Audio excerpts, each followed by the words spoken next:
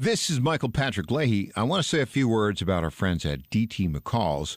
This is the place to go if you want appliances, furniture, lawn equipment, or gun safes. They have 5 locations in Middle Tennessee, Franklin, Carthage, Lebanon, Cookeville, and Lafayette, and have been a family-owned business for more than 100 years. We bought our refrigerator and dishwasher from DT McCall's, and these appliances have been great. And the delivery and installation service was just fantastic. By the way, free delivery and haul away of your old appliance or furniture within 125 miles of Carthage.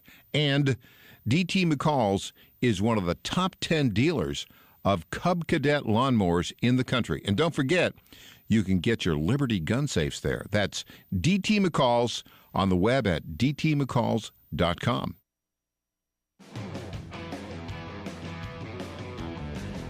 Welcome back to the Michael Patrick Leahy Show. Now, here's Michael Patrick Leahy. Welcome back. We welcome to our Zoom newsmaker line right now Jeff Hutt, spokesperson for the new super PAC, Make America Healthy Again. Welcome, Jeff. Thank you for allowing me to come on your show. Oh, it's always a pleasure to have you on. Jeff, first, tell me a little bit about yourself. You're from Texas originally, and what's your political background? Yes, sir. I'm from South Texas. I started out, like most Texans, in Republican politics. I went to college. I moved over to Democratic politics. I think that's a pretty normal transition. I got out in the real world, and I saw some of the things that were going on. I'm 51 years old, so the Democratic Party has made major shifts in my lifetime. You know, we started out as the Democratic Party originally started out as the party of freedom, democracy, these things, and has really changed. In 2018, I moved back to Texas, and I got a job working with the Michael Cloud campaign, he's our Republican House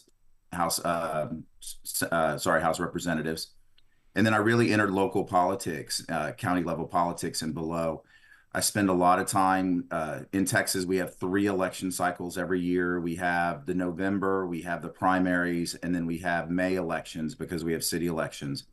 So I really focus most of my time on the local level, and working on the local level issues become a little bit different. The red and the blue sort of disappear, and you learn how to work together. So I've worked with a lot of coalitions of Republicans and Democrats. Interesting here in Texas, we do a lot of sort of taxpayer initiatives and things along these lines. And established Republicans seem to be the ones who are pushing for tax abatements, tax initiatives, a lot of times higher taxes. So a group of my friends and colleagues who are small kind of who want lower taxes, we a lot of times will caucus with the Democrats to get to fight taxes in our town. I came to the Kennedy campaign early on. I knew that there wasn't going to be a lot of the traditional professional campaign staff. I've seen what it does in the campaign world. If you're on Team Red, you got to work for Team Red. If you're on Team Blue, you got to work for Team Blue. So there was this gap in the middle, and I came on, and it's been a wonderful experience. The people who I met on the campaign and my colleagues come from all spectrums of the political world, really great people, very intuitive about the grassroots and needs to be done, what to motivate voters. So for me, it's been a wonderful experience. So you were the national field director for the RFK campaign from January until July of this year, right? Yes, sir. Well, that must have been something. Oh, it was great. I had got a lot of good experiences. I got to meet a lot of people from across the country. One of my favorite things was actually just meeting volunteers. Mm-hmm. Like I said, I've worked on a lot of campaigns locally, and I worked on some when I lived in Florida for a while. But I've never met volunteers and supporters like I've met in the Kennedy campaign. These folks are the brightest and the best that I've ever seen.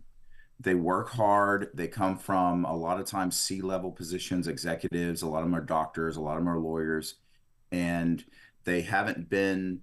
They've been politically active in their life through maybe how they spend their money, through the concerts they go to, but they haven't really been politically active in a normal sense, like politically active in the voting world, trying to move the dial politically. But they've jumped in, they've really picked up how to do it. And I think that overall, the Kennedy supporter base is really great. And I think in a lot of these swing states, it is going to be the difference that puts Kennedy over the top. So you and several other staffers on the RFK campaign have started this new super PAC, Make America Healthy Again. You say on the website, quote, by aligning the health conscious, independent minded supporters of RFK Jr.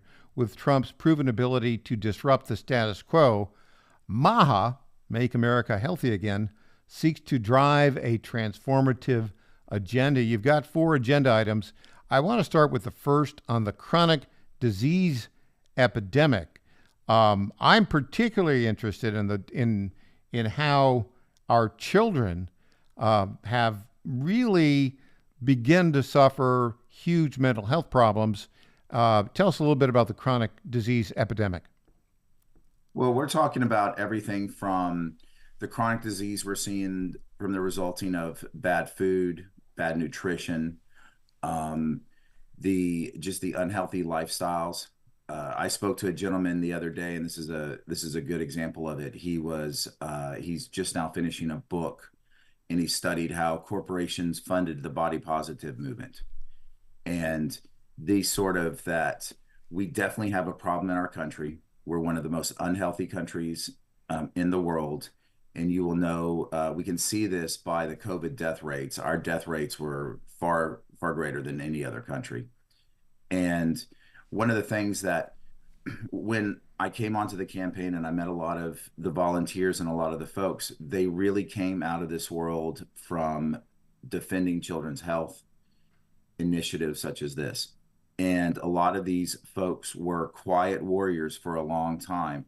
And COVID was one of the big things that kicked them into high gear and got them politically active. And then the Kennedy campaign coming on so closely on the heels of that, it was a natural transition from those fights during the lockdowns, during the mandates, the forced vaccines for some people, from there to the Kennedy campaign. So you're going to be involved in a lot of, I guess, get out the vote efforts over the next 58 days or so. Now, let's talk about money. I think you made a point in your opening press statement to say that Nicole Shanahan, who was the running mate for Robert F. Kennedy Jr., has not yet been approached. I'm going to say yet. You didn't say yet. Has not yet been approached to help fund MAHA, Make America Healthy Again, and that's at maha.vote. MAHA.vote is your website. It seems to me that Nicole Shanahan, who's worth, I don't know, over $1 billion because of her, I guess you'd call her ex-Mrs. Google. It seems to me she'd be a logical person to talk to about funding MAHA. What do you think's going to happen there? I'm not too sure. She was great for the campaign. She came in and she really gave us the financial wherewithal to be able to go and complete the ballot access drive. Mm-hmm. She was the chief financer for the campaign. And I mean, we love her to death. Mr. Kennedy is 70 years old and he's sort of entering politics at the twilight of his life. But Mrs. Shanahan is under 40 years old. So I believe that she's going to be a political force in the years to come. But part of the reason why we haven't approached her was that she gave so much and she worked so hard. And we feel like she's already given a lot to the movement and she's already given a lot financially. So we're going to go out there and we're going to do what we need to do. If she would like to donate to the PAC, nobody's going to tell her no, of course. But well, I mean, you're talking about only like $3.5 million. that would take her that would take a very small percentage of her net worth to do that. But if I could address that, I feel sure. like a lot of times individuals like Nicole I don't know if you've seen very many videos with her, but I think she's incredible. She oozes empathy in ways that I think very few politicians have a hard time. And like I said, she's given a lot, and a lot of people with big hearts in politics like her are looked as just sort of money bags for you to go ask money Sure. from. I mean, that's the standard, the standard approach. Do you have any So, money to do this get out the vote effort in the battleground states other than Nicole Shanahan? yes, sir. We've been raising small donations. We have some, small to medium donations. Our goal is to eventually find several angel donors or donors to Hmm. help with the PAC who want help to get over. So yes, sir, that's one of our pursuits, and we are pursuing those avenues. So tell us about this very specific battleground states you're going to focus on and what exactly you're going to do. Pick one state and tell us what you're going to do in that state. Okay. I think Georgia is an excellent example. It's a battleground state. Donald Trump lost it by very few points last year. We have a good support volunteer. The Kennedy campaign had a good supporter in group in that state. So we kind of have a several-fold approach.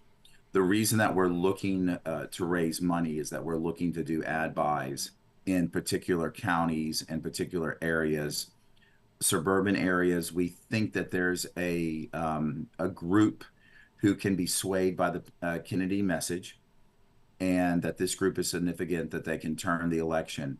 And then but what makes us special is that we've been working with these crowds for well over a year now. And we believe that we can market to them and we can talk to them in a way that, say, a GOP political person could not. We have special relationships. And then on the flip side of that, there's a lot of volunteers still left in these states. A lot of the people who work in our PAC, most of them come from the field staff. So we're going to engage them to get out the vote efforts. Phone banking is one of them, sign waving, due tabling. But the idea is that we're going to help them help Donald Trump get elected. And So on that note, Jeff Hutt, the spokesperson for Make America Healthy Again, on the web at maha.vote, MAHA.vote, MAHA.vote. Jeff, well done, and thank you so much for joining us today. Thank you. It was a pleasure. Hello to Tennessee, and y'all have a good day. Okay, well, we're heard all throughout Georgia and Pennsylvania and Virginia and other states as well. So you are the swing state radio station then. Indeed we are, Jeff. Thanks so much for joining us You're today. going to play a big role too. All right. We'll be back with more after this. I'm Michael Patrick Leahy.